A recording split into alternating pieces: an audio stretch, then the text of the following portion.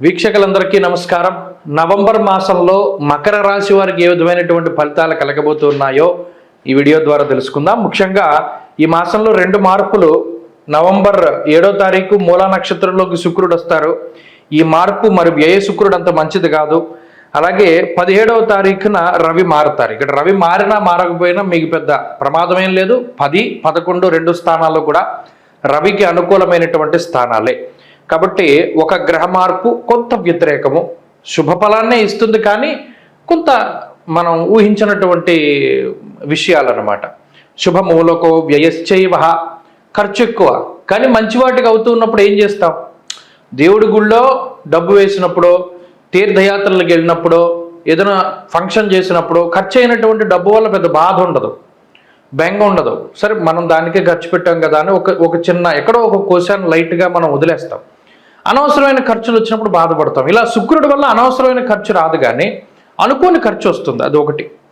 ఇక రవి బలం అనేటువంటిది చాలా గొప్ప విషయం. ఎందుకంటే లాభ దశమ కేంద్రాల్లో రవి ఉండడం, దిగ్బలయుక్తుడైనటువంటి రవి ఉండడం వల్ల జీవితంలో దేన్నైనా ఎదుర్కొనేటువంటి శక్తి వస్తుంది. కాబట్టి దిగ్బలయుక్తుడైనటువంటి రవి చాలా ముఖ్యం. ఆ బలం మీకుంది. ఇక సప్తమ కుజుడు అన్నారా, దానివల్ల ఏం ప్రయోజనం ఏం లేదు, మిశ్రమ ఫలదాత. ఏలినాటి శని ఎలాగో ఉంది, రాహు బలం లేదు, గురు బలం కూడా తగ్గింది వక్రించడం వల్ల. మరి ఏంటండి బలం అంటే రవి, బుధుడు, 7వ తారీఖు వరకు శుక్రుడు, మధ్యలో యోగించేటువంటి చంద్రుడు. ఇవి ప్రధానంగా యోగించేటువంటి గ్రహాలు. ఈ నెలంతా కూడా మనం వార ఫలితాల్లో చూసినా ఏం చూసినా ఈ 4 గ్రహాల మీదే జీవితం ఈ నెలలు నడుస్తుంది. మరి ఏంటండి దీనివల్ల అంటే, ఒకటి కొంత స్థిరపడడానికి ఎక్కువగా అవకాశాలను ఇస్తుంది ఈ గ్రహస్థితి. కుటుంబ విషయాల పక్కన పెట్టి ఏదైనా ఒక స్థిరత్వం కోసం ప్రయత్నం చేస్తారంటే, మనం కుటుంబానికి దూరంగా ఉన్నా పర్వాలేదు, ఉద్యోగం కావాలి, వేరే దేశంలో ఉంటున్నాం, అక్కడ ఉద్యోగం, అక్కడ స్థిరత్వం కావాలి, వీసా కావాలి, లేకపోతే స్టాంపింగ్ అవ్వట్లేదు, లేకపోతే సిటిజన్షిప్ రావట్లేదు, ఇటువంటి వాళ్ళకి ఈ గ్రహస్థితి అనుకూలంగా పనిచేస్తుంది. ఇక 2 పొలిటికల్ ఇన్ఫ్లుయెన్స్. మన ఉద్యోగ విషయాల్లో పొలిటికల్ ఇన్ఫ్లుయెన్స్ లేదా గవర్నమెంట్ ఇన్ఫ్లుయెన్స్ లేదా పై అధికారుల ఇన్ఫ్లుయెన్స్ల వల్ల ఉద్యోగపరంగా ఏదైనా ఇబ్బందులు పడుతూ ఉన్నటువంటి వారికి ఆ ఉద్యోగాల నుండి ఆ సమస్యల నుండి బయటపడడానికి ఈ గ్రహస్థితి హెల్ప్ అవుతుంది. రవి బుధులు ఎప్పుడైతే లాభంలో ఉన్నారో అది చాలా గొప్ప స్థితి. లౌక్యము, అలాగే మీ యొక్క పై స్థాయి అధికారులతో వచ్చే సమస్యలు ఇవి తగ్గించుకొని మీ తెలివితేటలతో బయటపడడం, న్యాయస్థాన సంబంధమైనటువంటి విషయాల నుండి బయటపడుతూ ఉండడం, ఇవన్నీ కూడా దీనివల్ల జరుగుతాయి. ఇక్కడ ప్రధానంగా ఈ మాసంలో ఏమవుతుంది అంటే, కుటుంబానికి ఇచ్చేటువంటి సమయం తక్కువ, కుటుంబ సభ్యులతోటి గడిపేటువంటి సమయం తక్కువ. అయినప్పటికీ ఉద్యోగపరంగా కానీ వ్యాపారపరంగా కానీ జీవితంలో ఈ మనం స్థిరత్వాన్ని సంపాదించుకోవడానికి ఎక్కువ కష్టపడతారు, అది ఒక విషయం. ఇక 2 ఖర్చులు ఎక్కువ. ఇందాకే మనం చెప్పుకున్నాం, శుభమూలకంగానే అవుతాయి, అయితే వచ్చేటువంటి ఆదాయం కన్నా కొద్ది ఖర్చు ఎక్కువ అవడం వల్ల దాచుకోవడానికి ఏముండదు, అది 2వ విషయం. ఇక 3వ విషయం ఏంటి, ఉద్యోగంలో స్థిరత్వాన్ని సంపాదించుకోవడానికి వాటికి కష్టపడేటువంటి వారికి శుభవార్తలు వస్తాయి. అలాగే సంతానపరమైనటువంటి ఇబ్బందుల నుండి బయటపడడం ఒకటి, అది ఒక మంచి విషయంగా చెప్పచ్చు. ఇక ఆరోగ్య సంబంధమైనటువంటి విషయాలు అవి కొంత మెరుగ్గా పనిచేయడానికి అవకాశం ఉంటుంది. ఆరోగ్యం అభివృద్ధి చెందుతూ ఉండడం, ఏదైనా అనారోగ్య సమస్యలు వచ్చినా కూడా త్వరితగతిన రికవరీ అవుతూ ఉండడం, ఇటువంటి విషయాలు పాజిటివ్గా కనబడుతూ ఉన్నాయి. సో మకర రాశి వాళ్ళకి ఏమవుతుంది అంటే, ఈ మాసంలో నవంబర్లో అటు ప్రతికూలము అనుకూలం 2 కూడా కనబడుతూ ఉన్నాయి. కాబట్టి దైవ బలాన్ని పెంచుకుంటే కొంత ఎక్కువ శుభ ఫలితాలను మనం ఆశించవచ్చు. అంటే ఏంటండి, ఇది కార్తీక మాసం కదా, నవంబర్ నెలలో 2వ తారీఖు నుండి కార్తీక మాసం ప్రారంభమవుతుంది కదా. ప్రతిరోజు వీలున్నంత వరకు మొదటి 15 రోజులు కనీసం పౌర్ణమి వరకు చక్కగా భగవదారాధన చేయండి. లాభ దశమ కేంద్రాల్లో రవి ఉండడం, దిగ్బలయుక్తుడైనటువంటి రవి ఉండడం వల్ల జీవితంలో దేన్నైనా ఎదుర్కొనేటువంటి శక్తి వస్తుంది. కాబట్టి దిగ్బలయుక్తుడైనటువంటి రవి చాలా ముఖ్యం. ఆ బలం మీకుంది.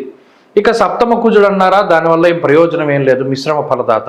ఏలినాటి శని ఎలాగో ఉంది, రాహు బలం లేదు, గురు బలం కూడా తగ్గింది వక్రించడం వల్ల.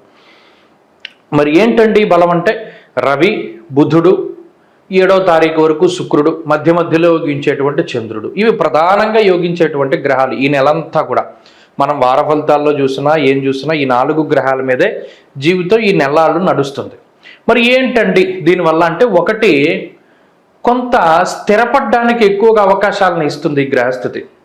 కుటుంబ విషయాల పక్కన పెట్టి ఏదైనా ఒక స్థిరత్వం కోసం ప్రయత్నం చేస్తారు. అంటే మనం కుటుంబానికి దూరంగా ఉన్నా పర్వాలేదు, ఉద్యోగం కావాలి, వేరే దేశంలో ఉంటున్నాం, అక్కడ ఉద్యోగం, అక్కడ స్థిరత్వం కావాలి, వీసా కావాలి, లేకపోతే స్టాంపింగ్ అవ్వట్లేదు, లేకపోతే సిటిజన్షిప్ రావట్లేదు, ఇటువంటి వాళ్ళకి గ్రహస్థితి అనుకూలంగా పనిచేస్తుంది. ఇక 2 పొలిటికల్ ఇన్ఫ్లుయెన్స్. మన ఉద్యోగ విషయాల్లో పొలిటికల్ ఇన్ఫ్లుయెన్స్ లేదా గవర్నమెంట్ ఇన్ఫ్లుయెన్స్ లేదా పై అధికారుల ఇన్ఫ్లుయెన్స్ల వల్ల ఉద్యోగపరంగా ఏదైనా ఇబ్బందులు పడుతూ ఉన్నటువంటి వారికి ఆ ఉద్యోగాల నుండి ఆ సమస్యల నుండి బయటపడడానికి ఈ గ్రహస్థితి హెల్ప్ అవుతుంది. రవి బుధులు ఎప్పుడైతే లాభంలో ఉన్నారో అది చాలా గొప్ప స్థితి. లౌక్యము, అలాగే మీ యొక్క పై స్థాయి అధికారులతో వచ్చే సమస్యలు ఇవి తగ్గించుకొని మీ తెలివితేటలతో బయటపడడం, న్యాయస్థాన సంబంధమైనటువంటి విషయాల నుండి బయటపడుతూ ఉండడం, ఇవన్నీ కూడా దీనివల్ల జరుగుతాయి. ఇక్కడ ప్రధానంగా ఈ మాసంలో ఏమవుతుంది అంటే కుటుంబానికి ఇచ్చేటువంటి సమయం తక్కువ, కుటుంబ సభ్యులతోటి గడిపేటువంటి సమయం తక్కువ. అయినప్పటికీ ఉద్యోగపరంగా కానీ వ్యాపారపరంగా కానీ జీవితంలో మనం స్థిరత్వాన్ని సంపాదించుకోవడానికి ఎక్కువ కష్టపడతారు. అది ఒక విషయం. ఇక 2 ఖర్చులు ఎక్కువ. ఇందాకే మనం చెప్పుకున్నాం, శుభమూలకంగానే అవుతాయి, అయితే వచ్చేటువంటి ఆదాయం కన్నా కొద్ది ఖర్చు ఎక్కువ అవడం వల్ల దాచుకోవడానికి ఏమి ఉండదు. అది 2వ విషయం. ఇక 3వ విషయం ఏంటి, ఉద్యోగంలో స్థిరత్వాన్ని సంపాదించుకోవడానికి వాటికి కష్టపడేటువంటి వారికి శుభవార్తలు వస్తాయి. అలాగే సంతానపరమైనటువంటి ఇబ్బందుల నుండి బయటపడడం ఒకటి, అది ఒక మంచి విషయంగా చెప్పచ్చు. ఇక ఆరోగ్య సంబంధమైనటువంటి విషయాలు అవి కొంత మెరుగ్గా పనిచేయడానికి అవకాశం ఉంటుంది. ఆరోగ్యం అభివృద్ధి చెందుతూ ఉండడం, ఏదైనా ఏదైనా అనారోగ్య సమస్యలు వచ్చినా కూడా త్వరితగతిన రికవరీ అవుతూ ఉండడం, ఇటువంటి విషయాలు పాజిటివ్గా కనబడుతున్నాయి. సో మకర రాశి వాళ్ళకి ఏమవుతుంది అంటే ఈ మాసంలో నవంబర్లో అటు ప్రతికూలము అనుకూలం 2 కూడా కనబడుతూ ఉన్నాయి కాబట్టి దైవ బలాన్ని పెంచుకుంటే కొంత ఎక్కువ శుభ ఫలితాలను మనం ఆశించవచ్చు.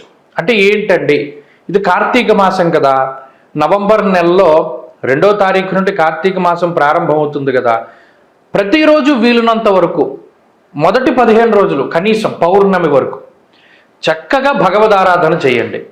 ప్రతిరోజు ఉదయం సూర్యుడి కంటే ముందే నిద్ర లేచి స్నానం చేసి ఆదిత్య హృదయం చదవండి. అసలు మీకు ఎంత మార్పు కనబడుతుందంటే అంత మార్పు కనబడుతుంది. కాబట్టి ఈ కార్తీక మాసంలో శివాలయ దర్శనం, శివాభిషేకం, పరమేశ్వరుడి దేవాలయంలో దీపారాధన, ఇవన్నీ కూడా విశేషమైన ఫలితాన్ని ఇస్తాయి. తద్వారా మీ యొక్క బలం ద్విగుణీకృతం అవుతుంది. యోగించే గ్రహాల తాలూకు బలం పెరగాలి అంటే దైవ బలం అవసరం. అవి చేస్తూ ఉండండి. ప్రతినిత్యము రుద్రకవచాన్ని పారాయణ చేయండి. మరింత మంచి ఫలితాలు సంప్రాప్తమవుతాయి. స్వస్తి.